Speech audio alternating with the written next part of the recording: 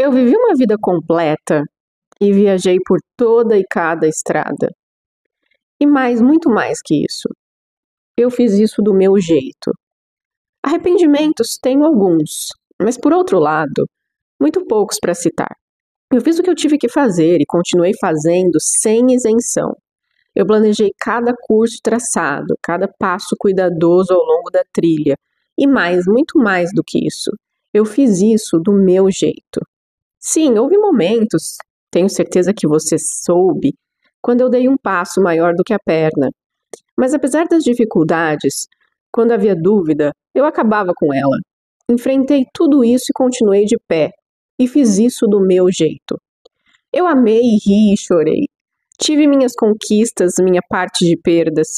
E agora, enquanto as lágrimas diminuem, eu acho tudo isso tão divertido. E pensar que fiz tudo aquilo.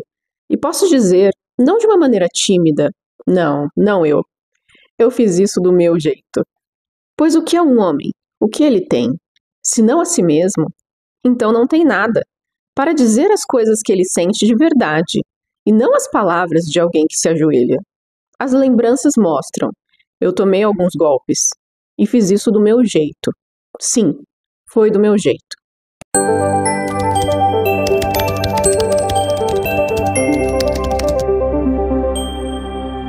Bom, tem uma coisa que está acontecendo muito nos vídeos fora do Brasil, que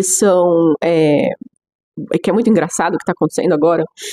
É uma epidemia disso, e agora está acontecendo aqui também no Brasil, que é as pessoas colocando capas nos vídeos do tipo, esse é um sinal.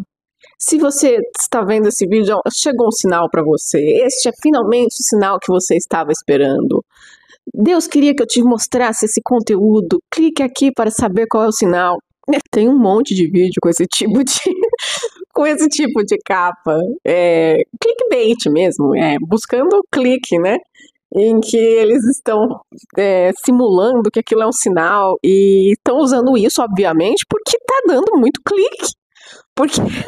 Porque eles conseguem viralizar com esse negócio do sinal. Que é inclusive uma brincadeira que eu fiz aqui na capa do vídeo também. Então, isso realmente está viralizando os vídeos. E por que viraliza? Porque as pessoas estão desesperadas por sinais. Então, esse vídeo é para falar sobre o fato de que se você está buscando por um sinal todo o tempo, se você está obsessivamente buscando por um sinal, isso pode ser um sinal. Isso pode, de fato, ser um sinal. Um sinal de que a sua autonomia pode estar prejudicada. Pode ser um sinal de que o seu nível de autonomia está deficiente. E eu acho muito importante falar sobre isso. Adriana, como você pode dizer que o sinal das pessoas não existe? Eu não diria isso. Eu jamais diria que o sinal de uma pessoa não existe. Quem sou eu para contradizer uma pessoa que diz que recebeu um sinal, não é verdade? Eu não diria isso, sinceramente, não diria. Mas eu acho que essa busca incessante e obsessiva por sinais muitas vezes revela algo que merece atenção. Algo que está realmente relacionado à autonomia e ao desenvolvimento da autonomia dessa pessoa. Eu acho que isso é algo que é muito importante para você se autoavaliar, sabe? Porque a espiritualidade, a religiosidade, tudo isso é uma dimensão que faz parte da nossa vida, que é importante. Cada um vai ter o seu próprio desenvolvimento disso, a sua própria vivência espiritual. É por isso que eu jamais diria para alguém que o seu sinal não existe, que sinais não podem existir em absoluto. Quem sou eu para dizer? Entende? O que a gente tem com essa avalanche de conteúdos dos gurus e dos coaches e dos espiritualistas e tudo mais, nessa ideia desse conceito que surgiu da sincronicidade, né? Da possibilidade de conseguir um sinal, o que as pessoas dizem muito sobre manifestar algo na realidade, né? realmente se tornou uma coisa, um fenômeno, né, ao redor do mundo, as pessoas falando sobre isso, lendo sobre isso, querendo saber sobre isso, e eu acho que ok, cada pessoa tem uma relação com a espiritualidade, com a transcendência, com os assuntos relacionados à metafísica, mas o que eu quero trazer aqui, que é uma discussão que eu realmente acho importante, porque o excesso de busca por sinais e por respostas místicas, milagrosas, que caem do céu, que surgem do nada, essa busca por uma resposta que vem do externo para mim, para resolver o meu problema, para solucionar a minha vida, muitas vezes pode ser um sinal de fuga, de evitação de assumir a responsabilidade por essas questões pessoais, de não querer encarar as coisas de frente, as questões da vida que precisam ser vistas, olhadas, entendidas, e isso dá trabalho. Isso muitas vezes não é algo que acontece milagrosamente. Então, falando da autonomia, o que é a autonomia em si, né? A autonomia, se a gente for lá no dicionário, vai estar de cara algo como a capacidade de se governar pelos seus próprios meios, de determinar quem você é. Isso aqui é muito, muito importante. Determinar quem você é. Por que isso é importante, né?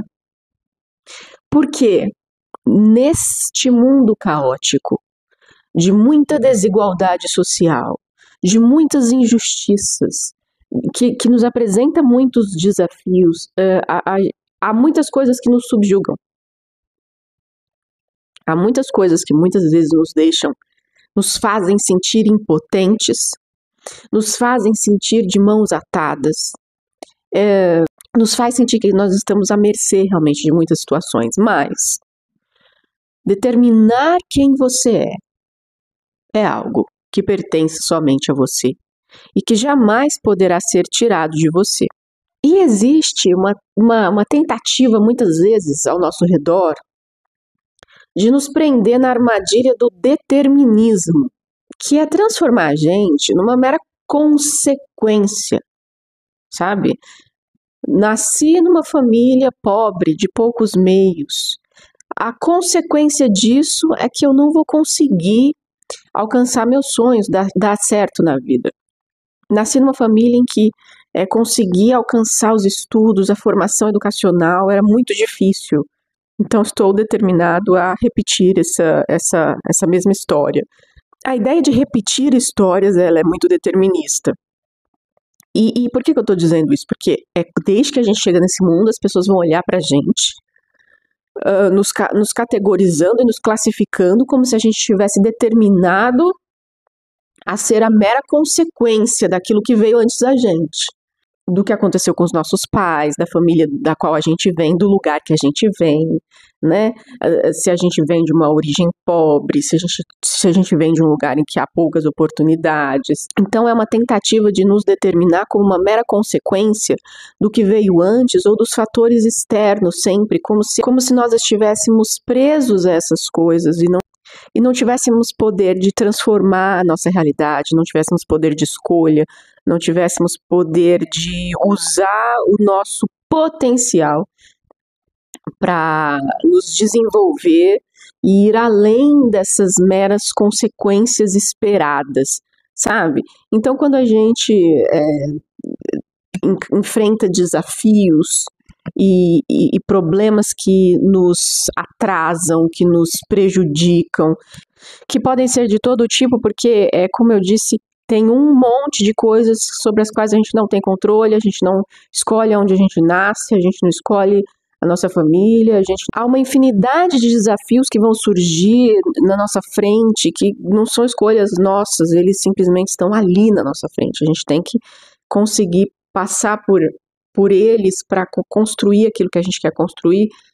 Muitas vezes vão olhar para a gente como se fosse uma causa perdida, como se a nossa vida fosse uma causa perdida.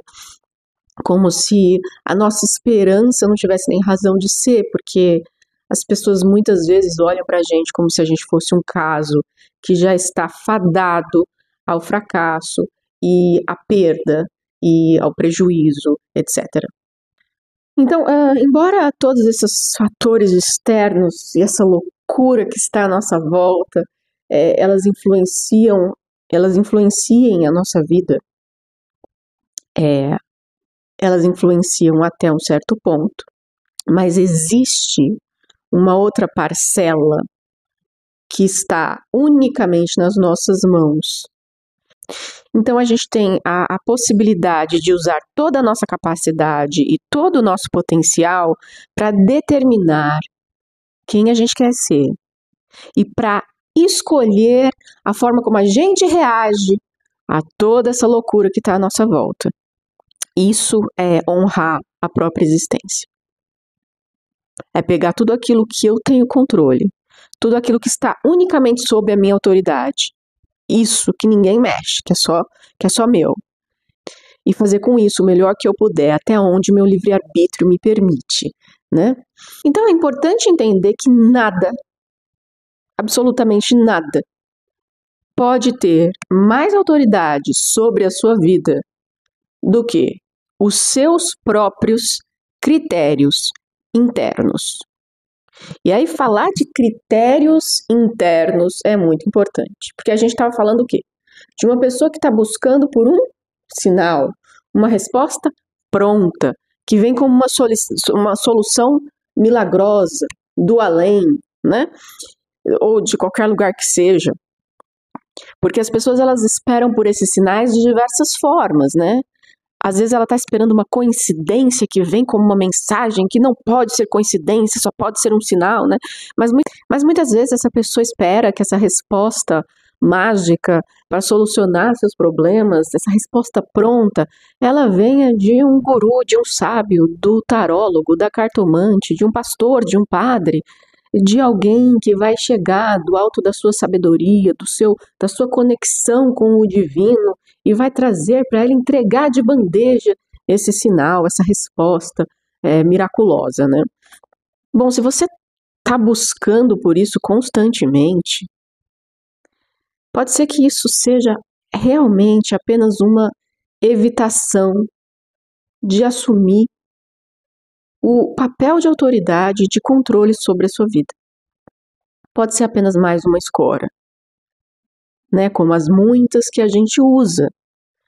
Às vezes não da ordem do miraculoso e do místico, mas a gente está sempre se apoiando em muitas coisas. Eu já falei sobre isso aqui em vários vídeos, né?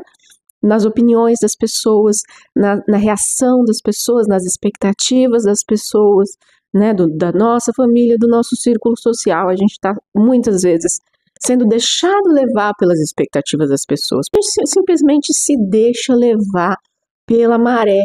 Então, as pessoas, elas vão nos empurrando de acordo com o que elas esperam da gente, do que elas projetam na gente, e a gente vai se deixando levar pelas vontades da nossa família, pelas expectativas dos nossos amigos, e a gente vai ouvindo opiniões e a gente vai acatando tudo que nos é entregue, sem pensar muito no tipo de vida que a gente está construindo de fato.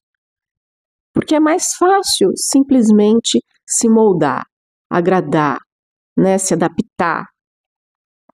Agora, quando você chega nesse ponto de esperar um sinal, uma coisa mística do além, para te dar respostas, para dizer o que você deve fazer com a sua vida, isso pode ser o sinal mais gritante do quanto você não consegue lidar com a autoridade e o controle que você deveria ter sobre a sua própria vida, o quanto você não consegue assumir esse papel, o quanto você está evitando assumir a responsabilidade sobre a sua própria vida e o quanto você não suporta a ideia de se transformar numa pessoa realmente autônoma, né? Então você chega nesse ponto em que a busca por uma resposta fácil, imediata, é tão grande, em que você tem tanta necessidade de tirar as mãos do volante da sua vida, que você chega nesse ponto que culmina nisso,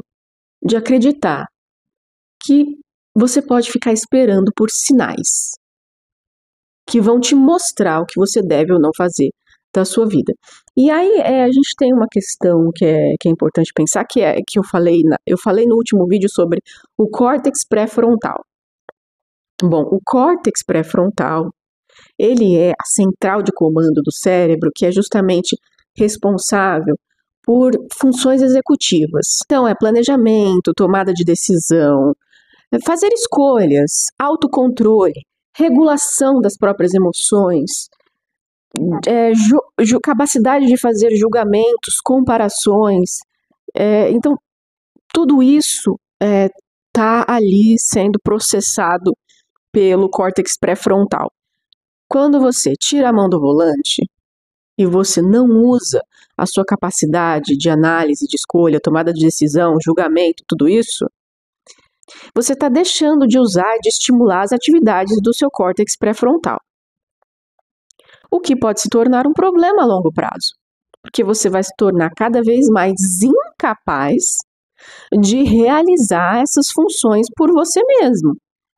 Então, se cada vez que eu me vejo diante de um dilema, de ter que resolver um problema na minha vida, de planejar alguma coisa, tomar uma decisão, escolher um caminho, determinar quem eu sou, ou quem eu quero ser, o que eu vou fazer com o meu futuro, de que maneira eu vou transformar a minha vida, se ao invés de pesar os meus motivos, se ao invés de entender o quadro da minha vida e tomar decisões conscientes, eu fico esperando por um sinal, por uma resposta pronta, eu estou simplesmente apertando um botão de desligar do meu córtex pré-frontal, esperando que isso seja realizado pelo externo.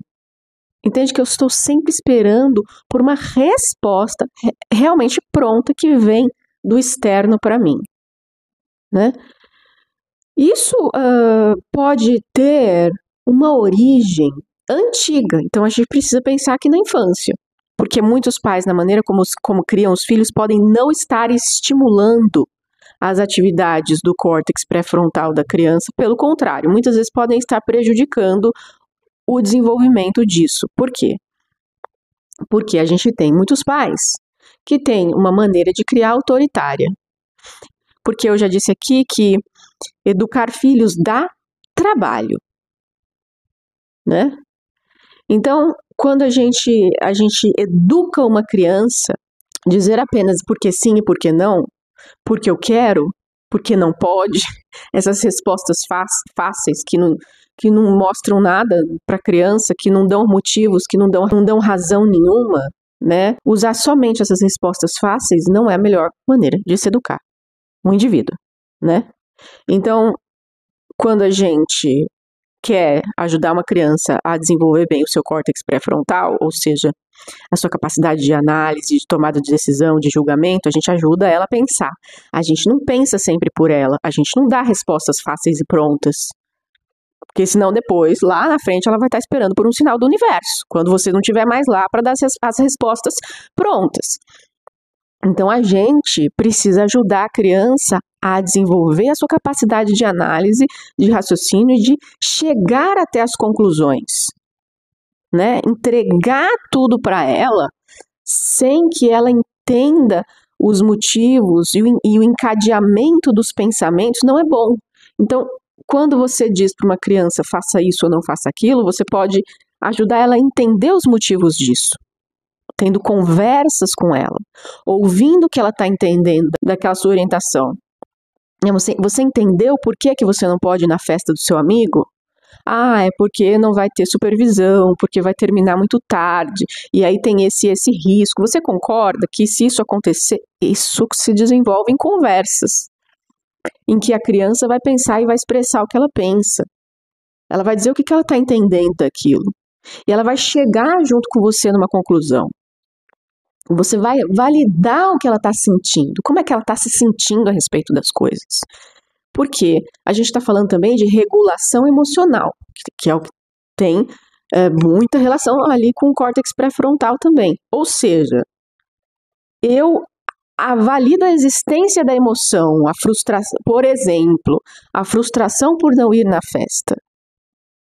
Eu entendo que você se sente frustrado, mas a gente vai ter que lidar com essa frustração porque tem vários motivos para a gente não poder ir na festa.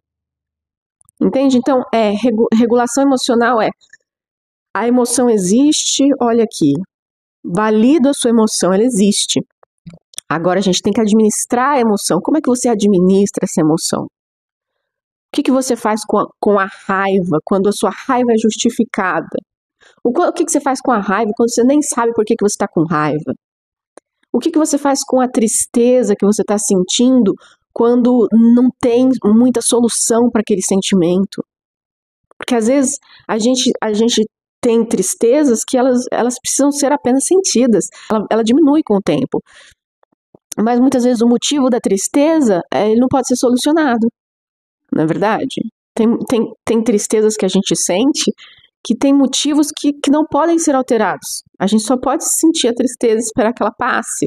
Então percebe que as emoções elas precisam ser validadas. Essa emoção existe. E aí eu preciso aprender a administrar essa emoção. Os pais muitas vezes não validam as emoções dos filhos, porque eles não param nem para ouvir o que eles estão sentindo. E essas crianças ficam engolindo as suas emoções sem nem entender quais emoções elas estão sentindo. Porque emoção é algo que precisa ser entendido. A gente precisa aprender sobre emoção. Por que a gente sente determinada emoção? E o que fazer quando a gente sente determinada emoção? Raiva, tristeza, amor, ansiedade, tudo isso que a gente vai sentindo ao longo da vida, a gente precisa entender e aprender o que fazer com aquilo. A gente não pode deixar as crianças imersas na confusão de uma emoção que elas não sabem nem dar nome muitas vezes. Porque tem emoções que são difíceis de dar nome. Por exemplo, o sentir-se injustiçado. Para uma criança pequena, muito difícil muitas vezes ela entender aquele sentimento que ela está tendo de sentir-se injustiçado. E o que ela faz com aquilo? Ela dá um murro na cara do coleguinha? Entende? Então a gente precisa ensinar as crianças a nomear, dar nome para o que elas sentem. E aprender a administrar isso para saber o que fazer com isso.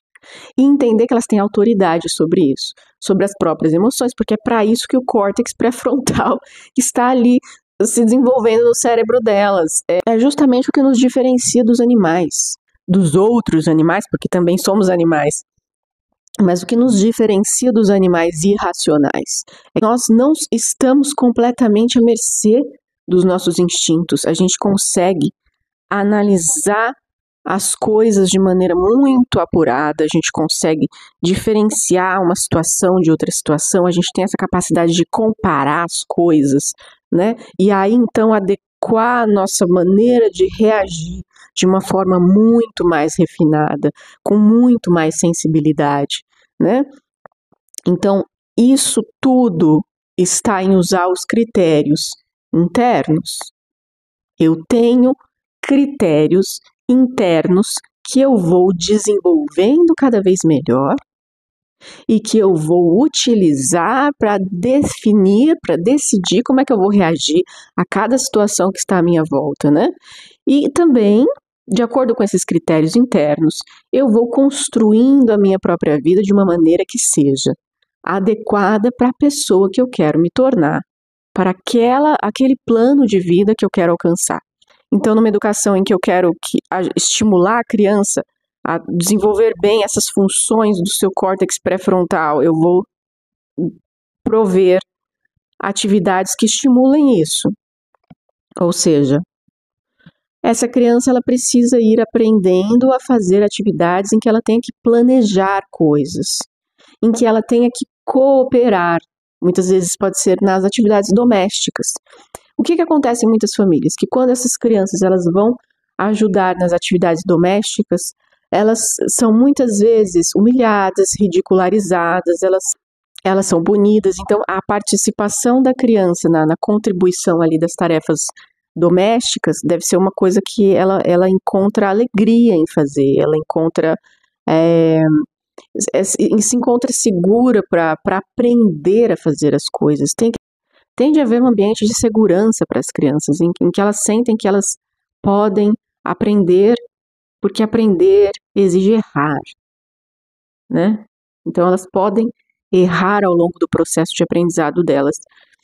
Então tudo o que demanda da criança fazer escolhas, aprender a se controlar, mas não de uma maneira a se reprimir, aprender a se controlar, né? Aprender a administrar suas emoções, exercitar a tomada de decisão, tudo isso favorece muito o desenvolvimento das crianças. Já a invalidação prejudica muito. Porque vamos entender que a criança, ela está aprendendo a confiar nos seus critérios internos. Então, ela está aprendendo a comparar e tomar decisões e avaliar e escolher, né? Ela está aprendendo a confiar nos seus próprios sentimentos, no que está dentro dela e a dialogar com esses sentimentos que estão dentro dela e também dialogar com o mundo. Então, se a gente fica invalidando os sentimentos das crianças, o que é invalidar o sentimento das crianças? Tratar esses sentimentos como se eles não tivessem importância ou como se eles nem existissem. Então, você age como se a criança não tivesse direito de sentir essas coisas. Quando ela tem direito de sentir e ela precisa, então, a partir desse sentir, decidir o que ela vai fazer com o que ela está sentindo. Mas aquilo que a criança sente precisa ser visto e reconhecido. Reconhecer a tristeza da criança, reconhecer a raiva da criança, reconhecer a alegria da criança, reconhecer o medo da criança.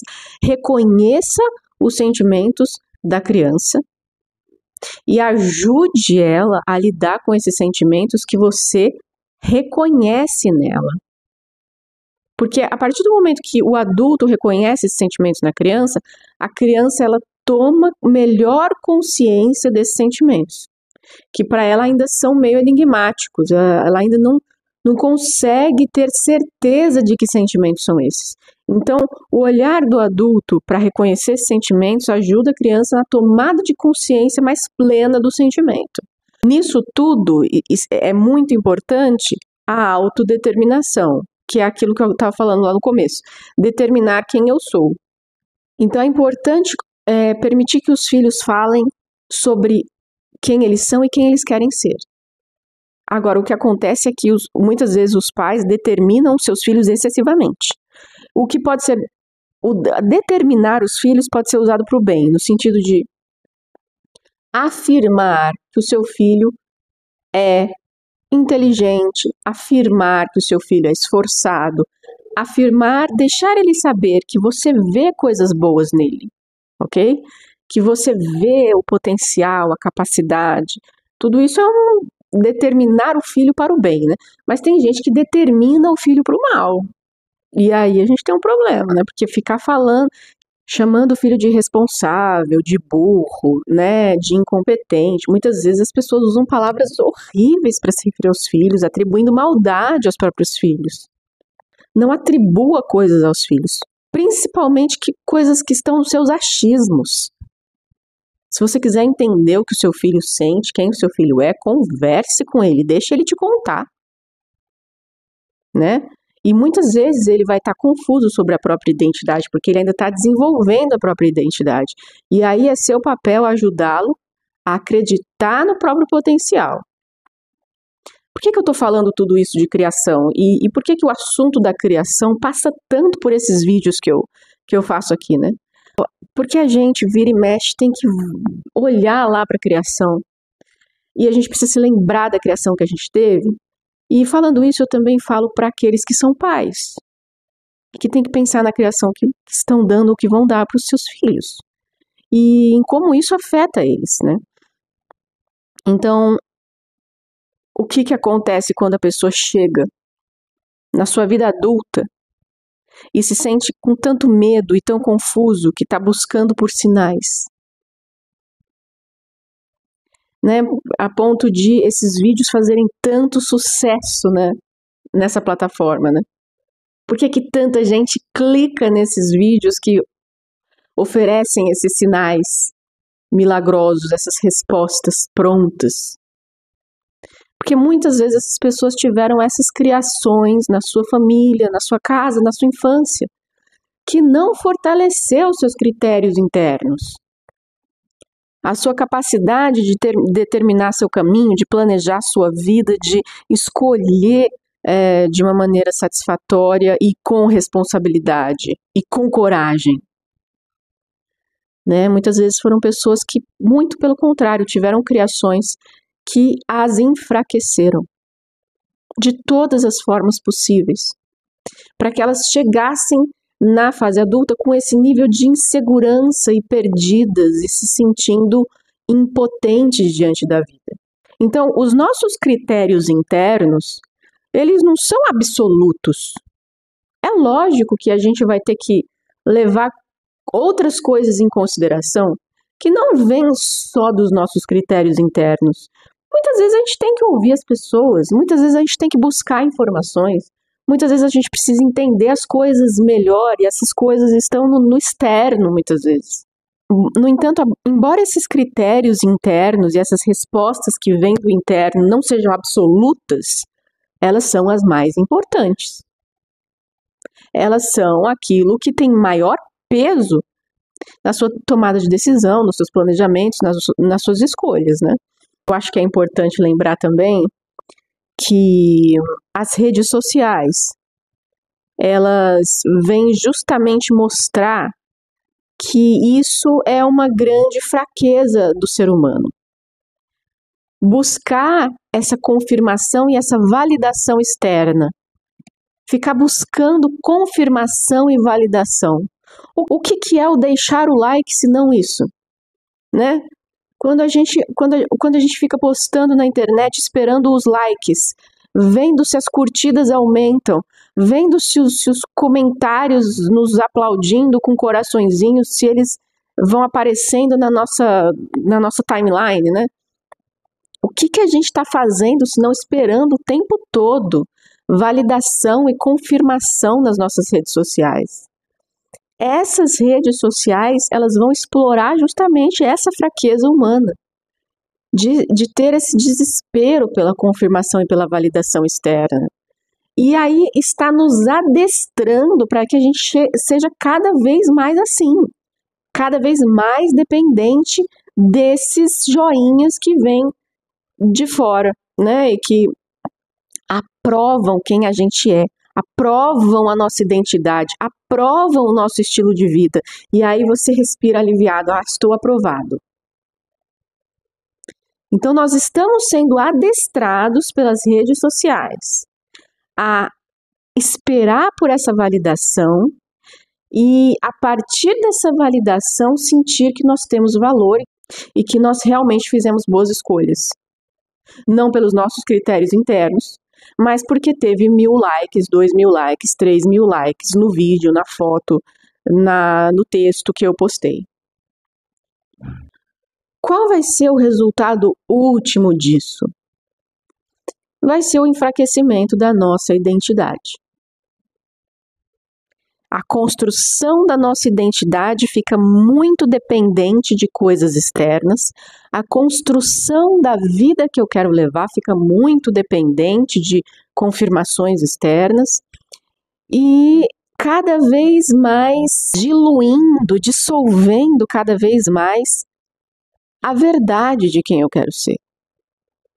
As minhas verdadeiras intenções. Eu não faço as coisas com intenções claras mais, porque eu já me tornei dependente da aprovação. E sem essa aprovação eu não consigo mais viver. Então eu não sou mais a autoridade na minha própria vida, eu me tornei um súdito dessas aprovações que vêm do externo, né? E não existe florescimento sem assumir autoridade sobre a sua própria vida. Então, ao caminhar por essa jornada, não fique buscando por sinais. Não esses miraculosos que vão te trazer uma revelação pronta. Espere por ver as coisas que você tem plantado germinando. As coisas que você está cultivando conscientemente, espere ver que os resultados dessas escolhas comecem a crescer. Você tem que esperar essas coisas crescendo, florescendo, dando frutos. É bom que você fique atento para ver as coisas crescendo, ver as coisas se desenvolvendo, mas em resultado de um trabalho muito consciente, muito planejado, de escolhas totalmente responsáveis e claras. Uma pessoa que se dedica a cultivar uma plantação, ela sabe que as sementes, elas não vão se enfileirar no solo arado por uma mágica divina. Mas ela precisa arar o solo, ela precisa dispor as sementes, ela precisa regar, ela precisa adubar, e tudo isso não é milagroso. Tudo isso é trabalho. É escolher o que plantar, quando plantar, por que plantar. E finalmente colher exatamente aquilo que você plantou, né?